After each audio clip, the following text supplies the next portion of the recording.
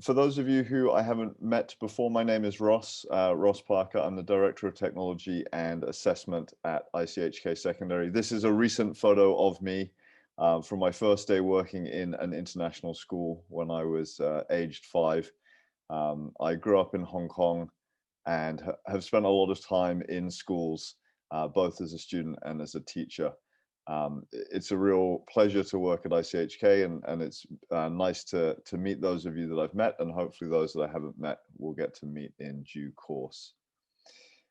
So to tell you a little bit about myself, where this story starts, it's useful for you to know 3 different things about me. The first is that I really love technology, and that's one of the reasons why I came to end up working with technology and technology and children. But at the same time, I'm rather afraid of technology. As Marc Andreessen, who founded Netscape, famously said, software is eating the world.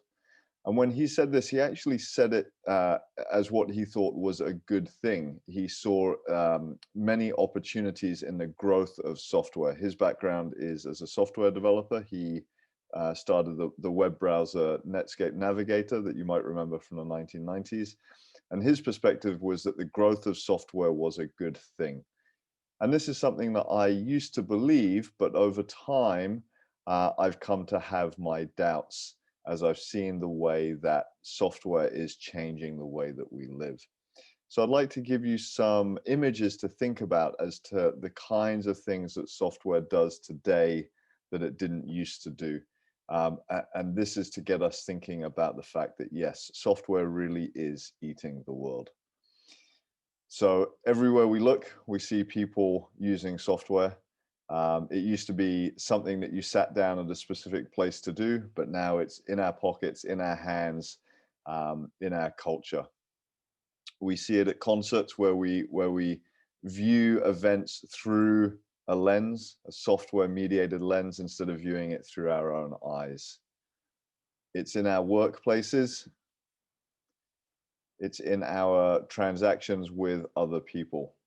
And although it's definitely beneficial, it's certainly there. And more, it's in our relationships.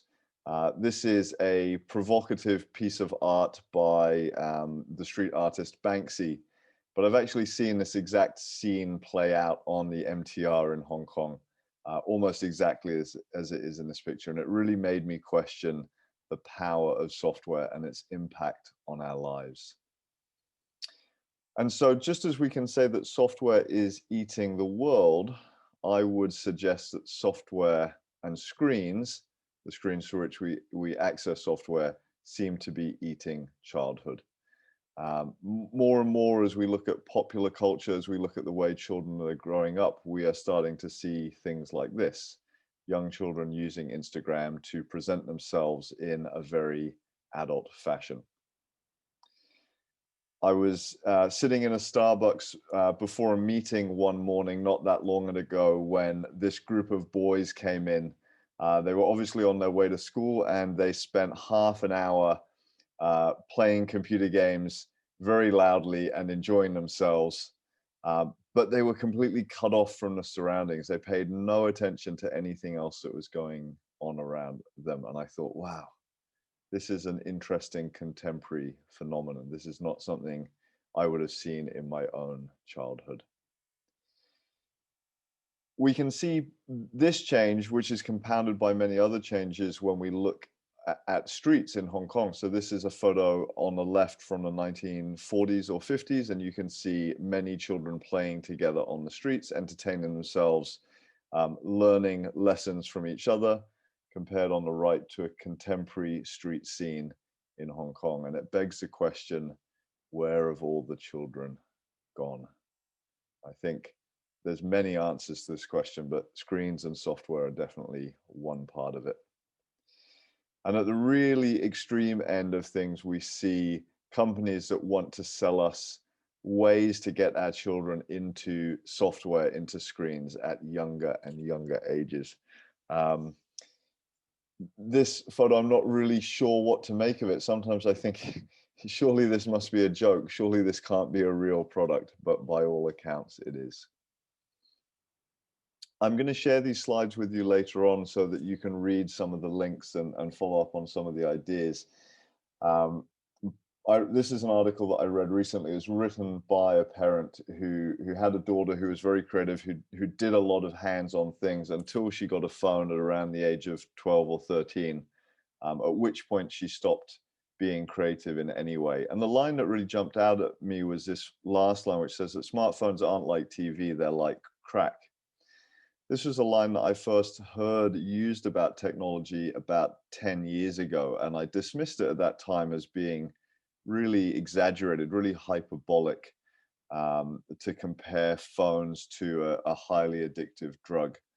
But in fact, the more sophisticated that technology gets and the more it comes to play a central role in our lives, the more I'm actually sympathetic to this point of view. I no longer think it seems hyperbolic, and I can see how a parent could take this view. I saw a photo recently that was tagged a 1980s social network, and it really made me smile because I remember this from my own childhood, and it made me wonder what happened to this social network? What happened to knowing where your friends were because you were physically in the same place as them, and your bikes or your toys in your neighborhood became a marker of that? And this really reminded me just how much childhood has changed.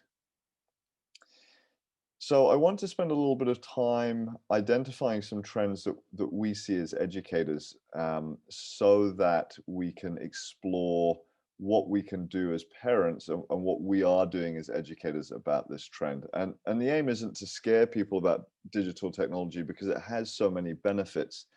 The aim is to try and engage in a conversation in which we can really think critically about technology and what kind of technologies we wish our children to use at what ages.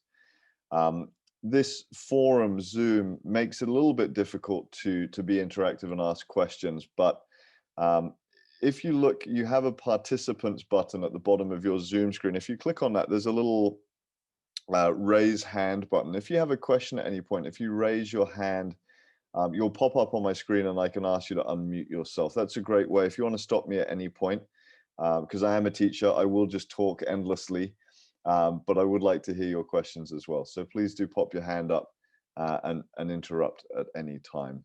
So we'll go through some of these trends and then we'll look at what kind of things we can do as parents about these. So one of the things that we're seeing as a school is students getting phones younger and younger. When I started at ICHK Secondary 10 years ago, the iPhone, the smartphone had only just been invented and almost no students had them. And a few years later, we started to see older students come to school with smartphones. At some point, maybe 4 years ago, pretty much every student in year 9 had a phone, and then it was year 8.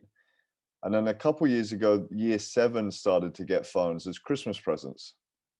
But this year and the year before, almost every year 7 arrived at school with a smartphone in their hand. And with them, they brought, a whole set of behaviors that don't really suit school when it comes to using technology.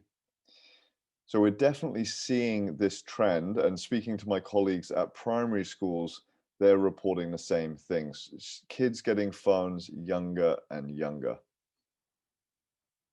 One of the impacts that's been recorded of that, and this lovely book by Michael Harris, The End of Absence, really gets into that for children and for adults, which is what happens when we no longer are ever alone or bored or without stimulation. What happens when from a very young age we constantly have a device in our hand that will instantly entertain us or deflect real life? We're definitely seeing, we feel changes in our students in the way they interact with the world, in the kinds of things they expect from the world. And I don't think it's a stretch to tie those changes into this phenomenon. Related to this, and this is this book by Richard Louv, Last Child in the Woods, really does justice to this. This goes back to the photo of children on the street. we're seeing students who are less and less comfortable in the outdoors because they spend less time in the outdoors. The author of this book makes a very interesting assertion, and he doesn't have any research to back it up.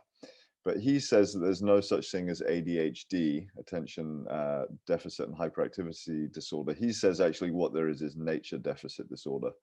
He says children today are overscheduled, spend too much time indoors and too much time directed uh, by adults. And what they really need to do is get outside and play and engage in the natural world with other children.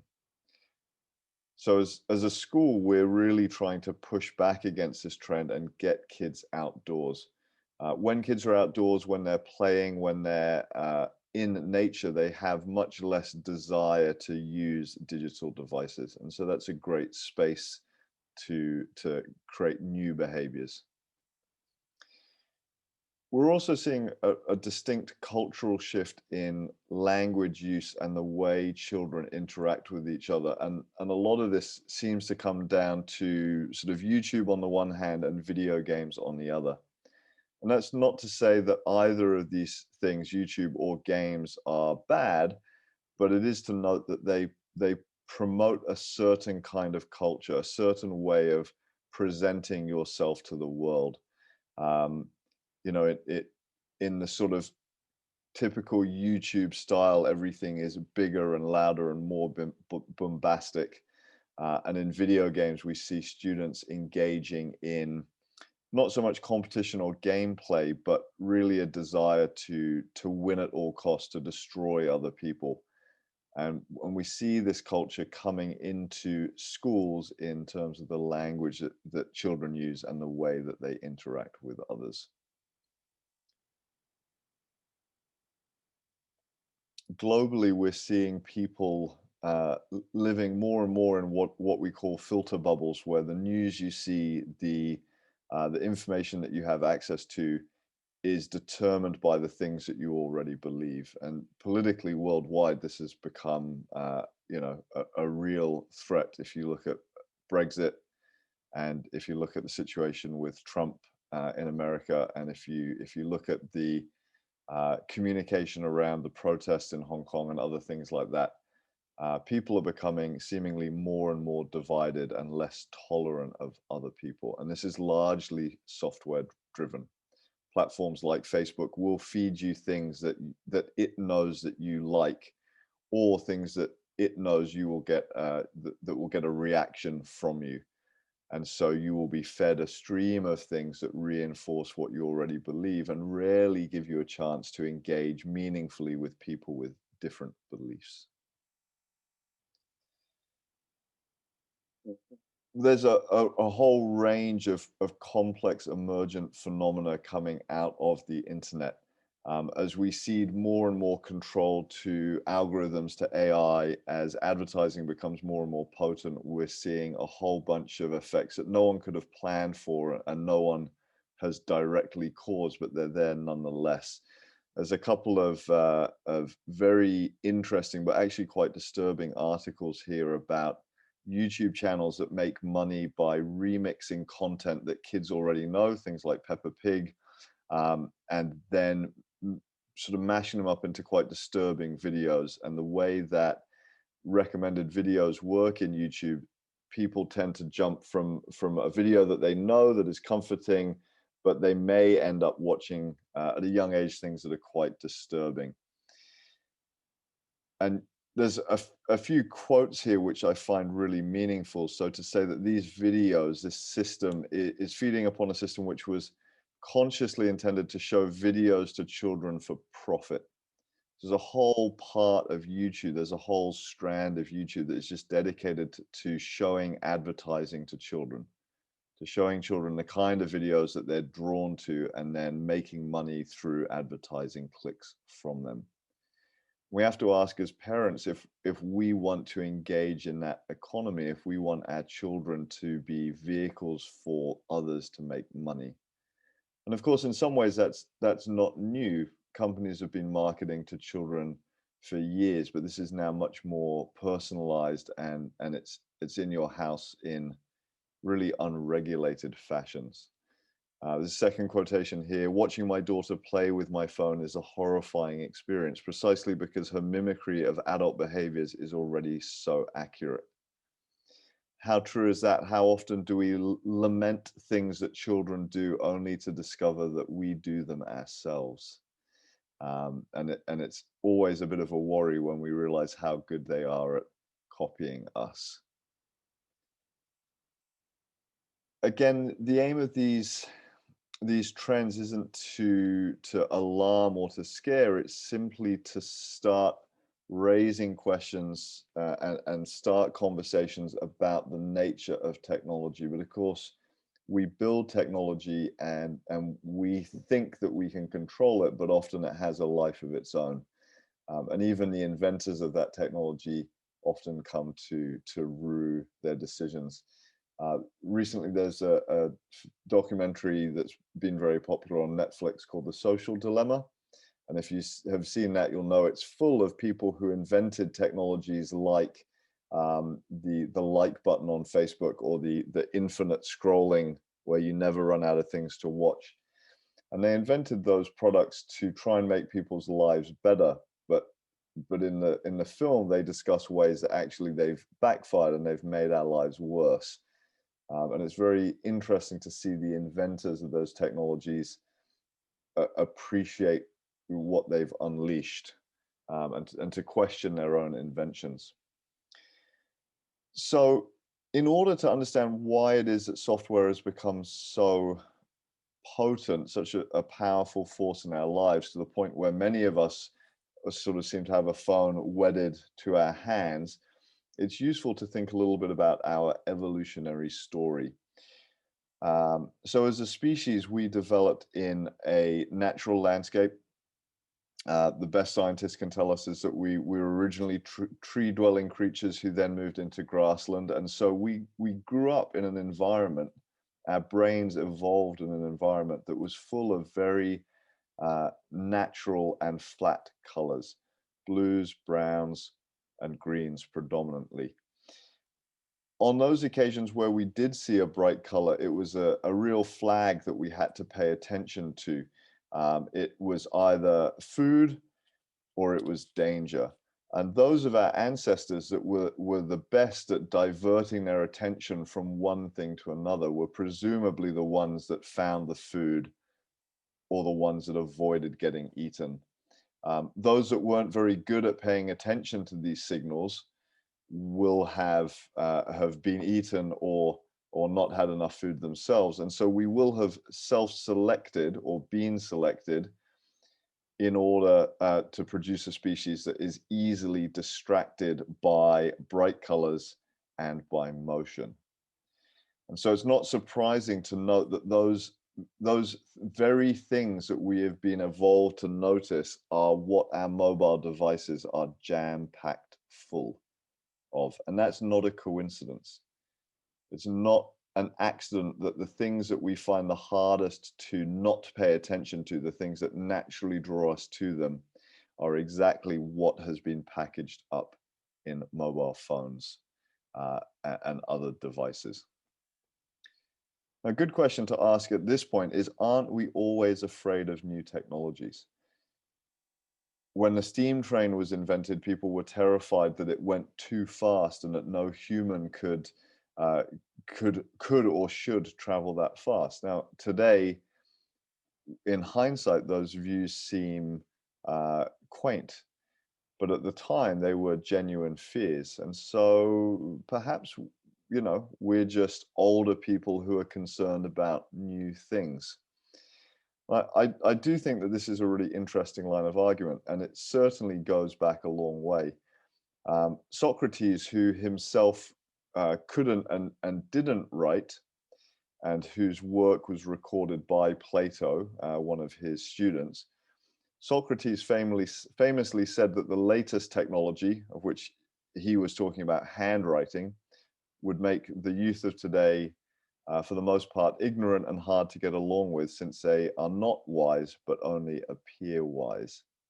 And so this game of worrying about the next new technology has been going on for thousands of years.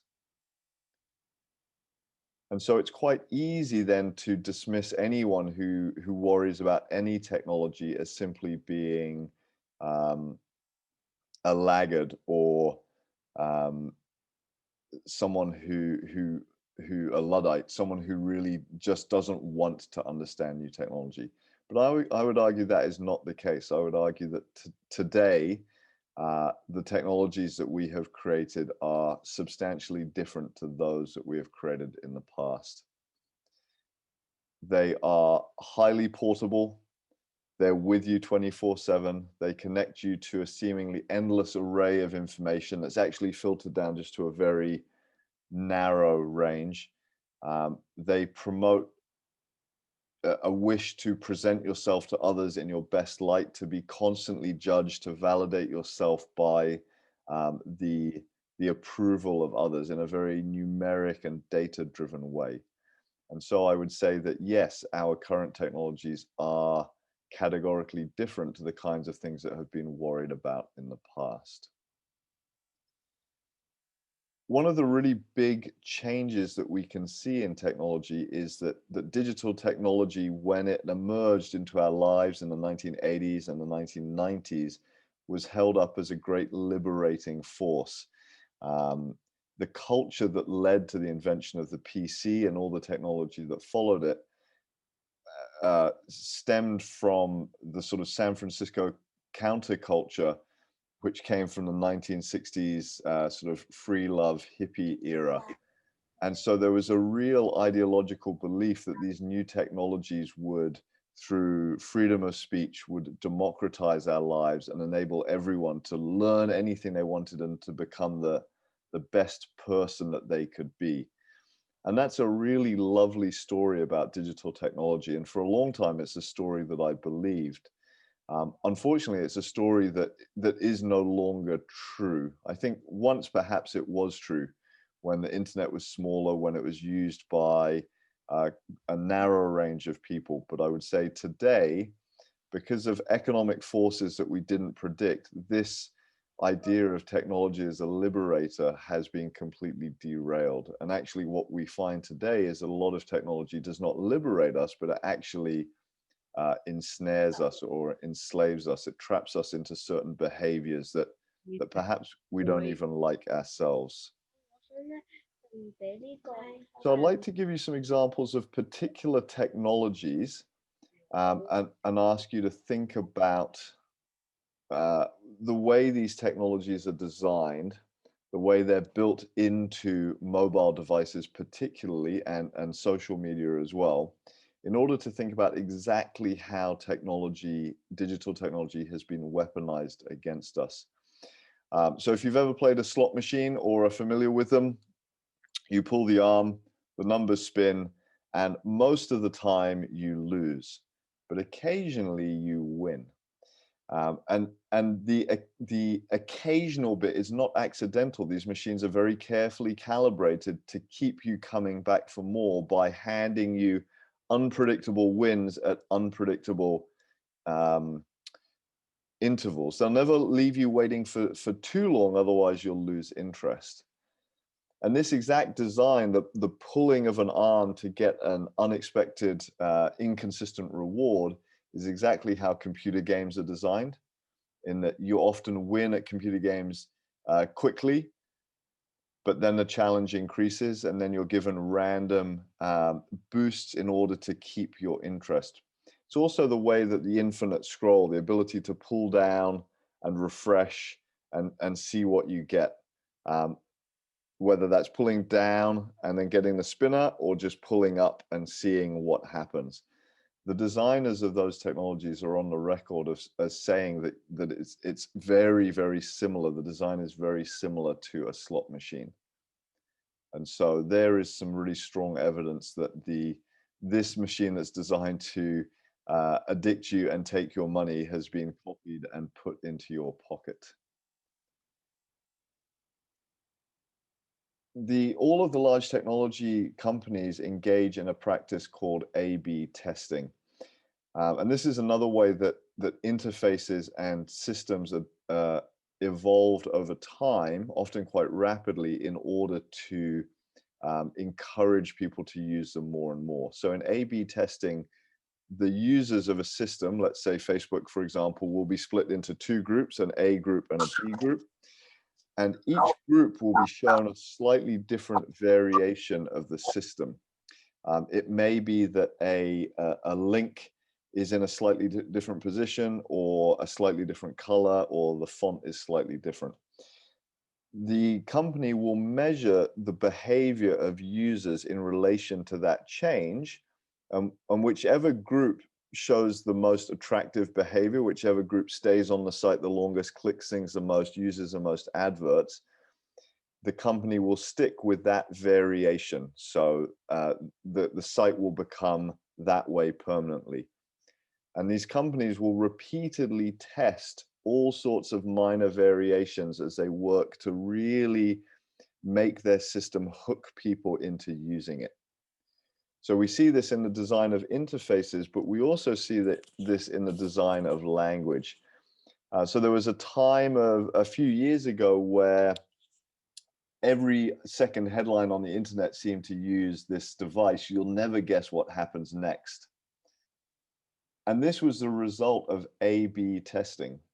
People who wrote headlines decided to test out different headlines and see which worked best. And they found that this composition, something like a statement about something followed by "you'll never guess what happens next," more consistently gained clicks than other compositions. And so we saw the language that was used on the internet shift due to this kind of A/B testing.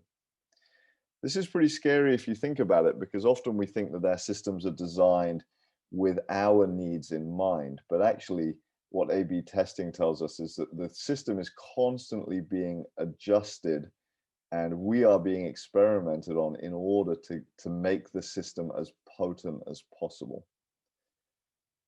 So is it surprising that people spend so much time staring at their phones, given the slot machine nature of them and A/B testing? I don't think it is.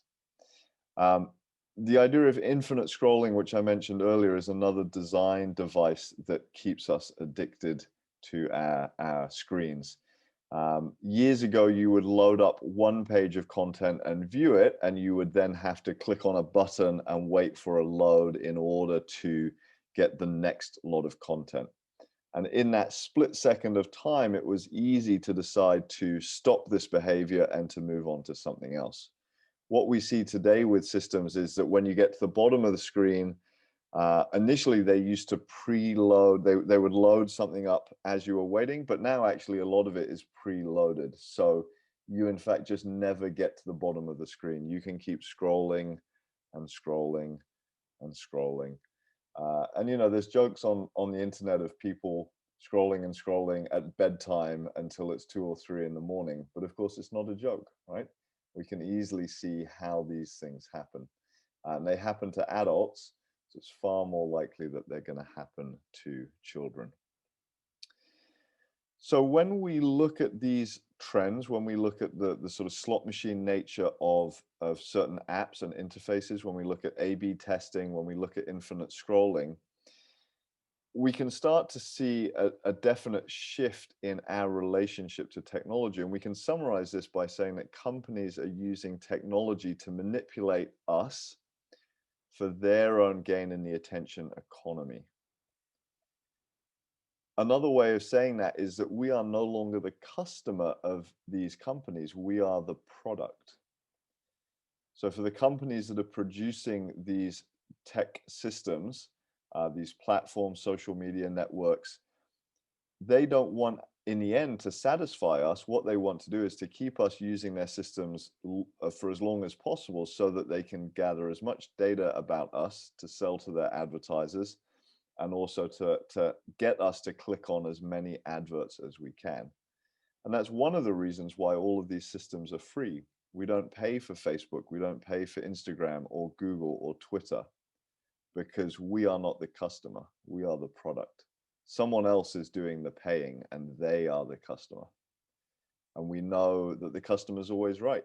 And so if we're not the customer, it's not our needs that are being served. We're being given systems that are not in our interest.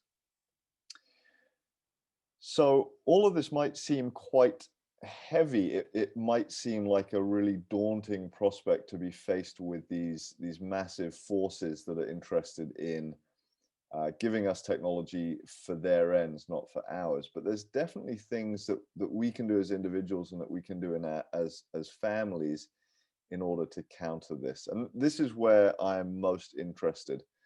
I don't, in fact, spend a lot of time thinking about, you know, how bad some technology companies are behaving. I spend far more time thinking, what can we do in order to make better decisions for ourselves and our children? So the first thing I would say is to avoid making technology taboo. And that's one reason why I rarely give presentations of this type to children, because what ends up happening is you end up coming across as an old person who just doesn't understand young person stuff. And the moment that happens, there's very, very little common ground. And so I spend a lot of time simply trying to understand technology and talking with young people about technology in order that they see me as someone who gets it, who understands. If you understand the language that is used around technology, the culture that comes from its use, it makes it much easier to get on with children. The moment you say a blanket, no, I'm not interested, it's all bad, you cut off a lot of avenues. So the first thing is try not to make the use of technology taboo.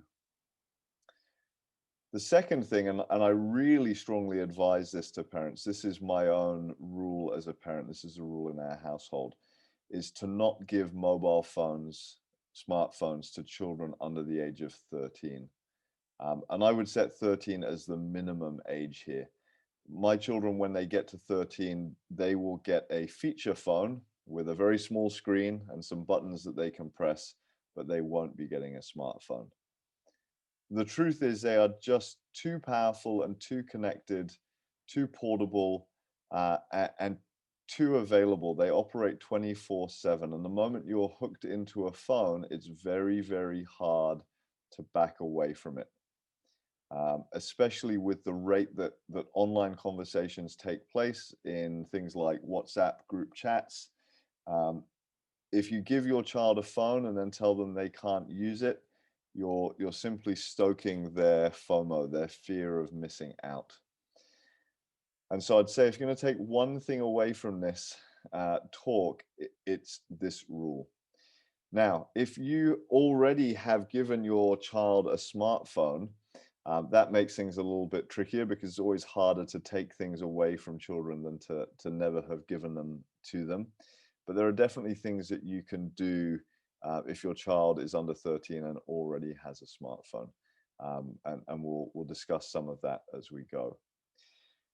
I don't follow these guidelines from the American Academy of Pediatrics precisely, but they are interesting in that they give some time limits for use of technologies at different ages, but actually what they talk about a lot is high quality programming.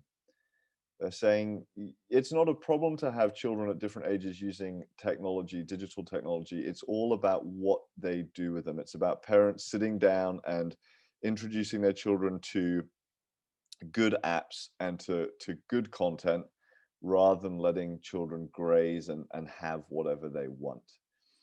You see this word here, co-viewing of media. It's about not just giving your child a device and letting them do what they want. It's about sitting with them and watching and discussing and being part of that environment with them. There's emphasis here on making sure that media doesn't take the place of sleep, physical activity, and other behaviors that are essential to to health. And to me, this is really important. If you have a child who is foregoing other things, if they don't want to eat or sleep or play with their friends or go out and do other things because they'd rather spend time on a screen, then that's a signal that there are things there that are worrying that you may want to address. Also, this idea of media-free time and media-free locations is really important. In our house, no one's on a device at meal times, and kids aren't using devices generally in their bedrooms. Certainly, if they are, there are adults around and the doors are open. So there's a wealth of information packed into here, and this kind of advice has come a long way. It used to be specifically about the amount of time you should allow children to use media, and it's much more now about um, different ways to get better use out of that technology. I have quite a lot of parents asking me about technological solutions. Can you help me to block this content? Or can you help me to limit this function? Or can we switch off access to certain things? And my advice is that purely technical solutions like that rarely work. The truth is that kids love the challenge of getting around the controls that adults put into place. So the moment you put up a block, your child or someone that they know will find a way or work to find a way to get around that. You will be left with a false sense of confidence. Everything's okay. We've blocked these websites. Our child is safe. But meanwhile, your child is very likely to find a way around that. And that's one of the problems with number two, is that you can uh, not give your child a phone, but of course they can use a friend's phone. And so, like all aspects of parenting, these things are rather complex. What we would suggest, rather than purely technical solutions, is being a present parent and really trying to establish healthy norms. Showing your children good ways to use technology, spending time doing those things with them, but also showing them very clearly that there are times to put technology, digital technology, away. There are some controls, some software, and some settings that can be useful. And if you like, you can, when I share these slides at the end, you can click on these links and read more about those. But I'd never use these in isolation. I would always use these as part of a bigger program within a family. At ICHK Secondary, we use a psychological tool called transactional analysis to guide the way that we speak with children and with adults as well. And a strategy from that is what is called adult-to-adult conversations. When I was a child, a lot of conversations that I had with adults were them telling me what not to do and wagging their finger and scolding me. And what adult-to-adult conversations ask us to do is to engage in a much less judgmental, much more back and forward way in having conversations with our children. Um, there's some information here that you can read, and there's a list of different things you can discuss within your family. And I'd really recommend you take a look at this second list and try to engage your children in conversations about the questions raised here. What kind of technology should we use? What kind of things should we avoid? How much time should we spend using technology? Where should we use it? What should we not do? How should we treat people? If you can engage your child or your children in conversations in this way and get them to come to their own conclusions and get them to start creating their own guidelines, you can really go a long way in avoiding some of the battles around technology. Before my son started at ICHK Secondary, he's in year 7 this year, we knew that he was going to get a laptop as part of his secondary school education. So he and I printed this list and we sat down and we spent lots of time talking about it. And in the end, we wrote up a set of rules, and those rules were stuck upstairs. We decided some consequences for the rules, and more or less he stuck to those rules through the first 4 months of school. That's not to say there haven't been arguments and disagreements. That's not to say that he hasn't done anything wrong, but they provided the foundation for him to make good decisions more often.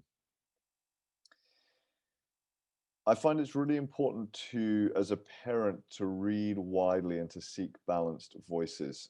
There's a gathering of books here that I found very, very useful some specifically about digital technology, these ones on the left, some in the middle more about how to get on with people, how to raise children, and some to give us a sort of longer perspective as to the world that we live in and why it is the way that it is, and to help us think more clearly.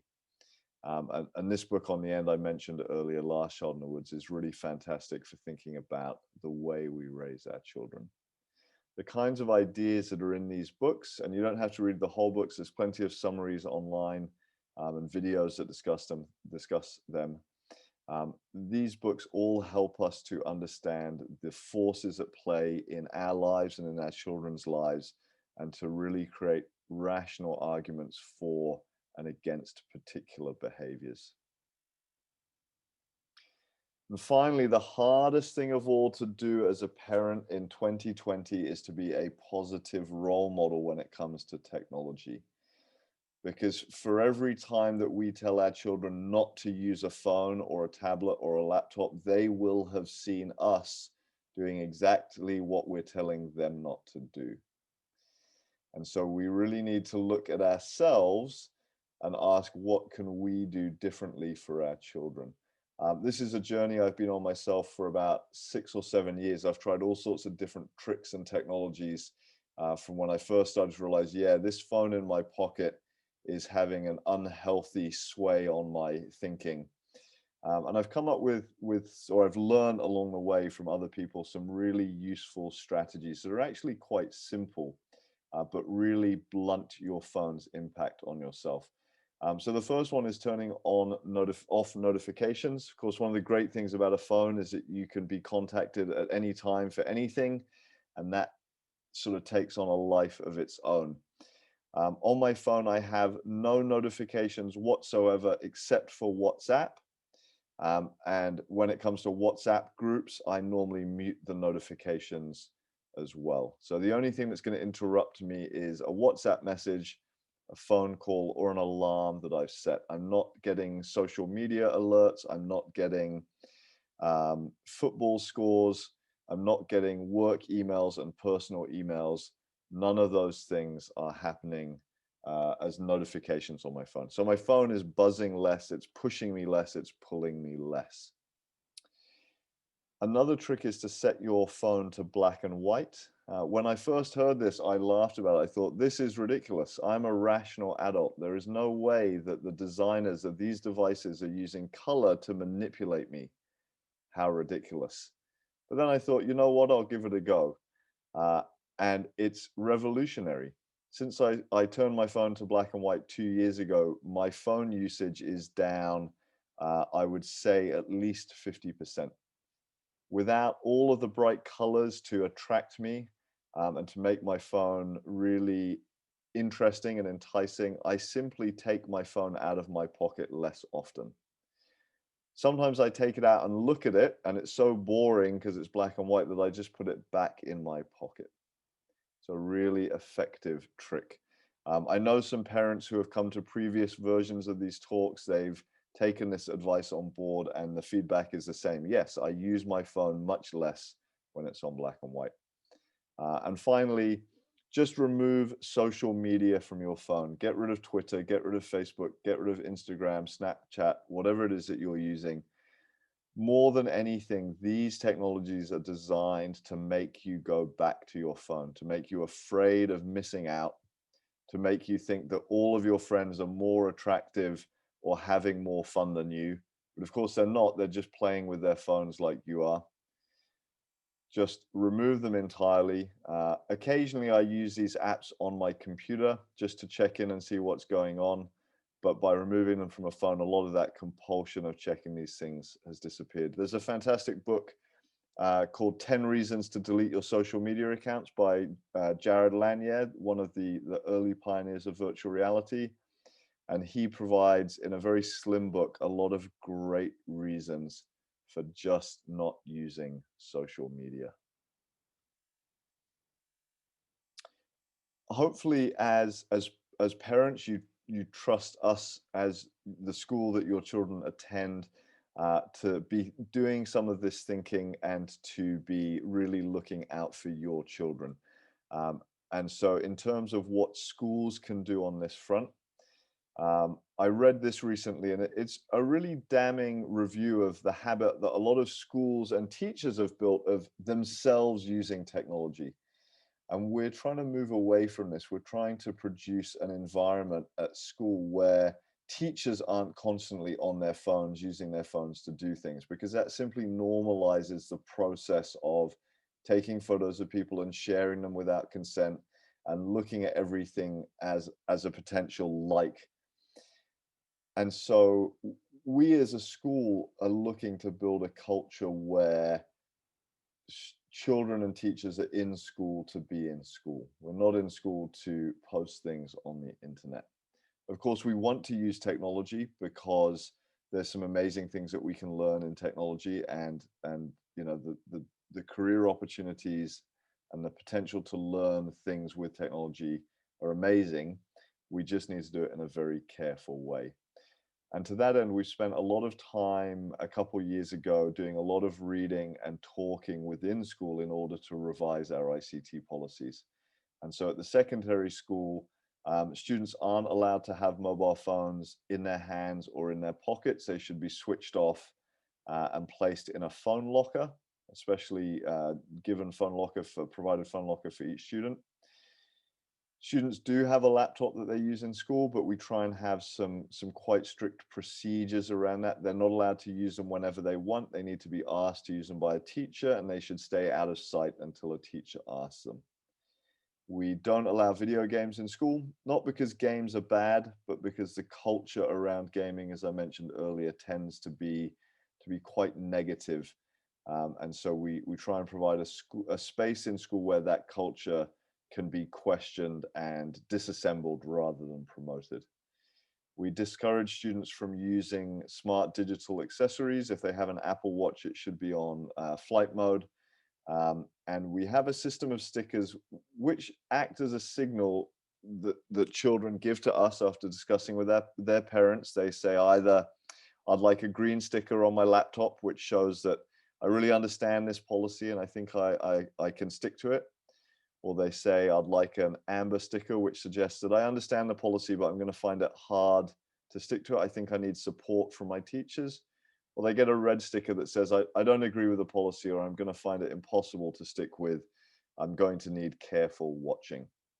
And students know that through their behavior and their choices, they can move between these streams, and that signals to their teachers the kind of support that they might need. We found this very simple policy, which lacks a lot of rules, but encourages some particular behaviors and encourages a lot of thinking to be really effective. We introduced it a year and a half ago, and the culture in school around having phones and playing games and all of those things changed dramatically. School became a much more relaxed place, and it was really a place for students to have space from the press of digital technology. So to summarize that, at the sort of kindergarten and primary level, we'd love to see students not have phones. We really think that kids in that age range simply do not need a phone.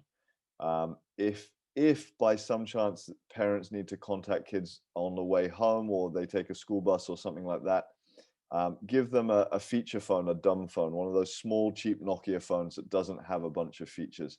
Don't give them your old smartphone because it's lying around the house. It will lead to a host of behaviors that will become challenging. At secondary school, we feel that 13 is a good minimum age for having a phone, but we understand that lots of kids do have phones. And so our aim is to work with students without moralizing, without telling them that they're bad people and that these are bad things, to try and equip them, whatever age they are, to use a phone as effectively as possible. So that was a lot of information, and no one stopped me with any questions. Hopefully that story made sense. It's a story of some very promising technologies that have become ever more powerful and that have been, for economic reasons, actually turned against us. And they're no longer liberating and empowering. They're in fact entrapping us. And so we're faced with a great difficulty as parents and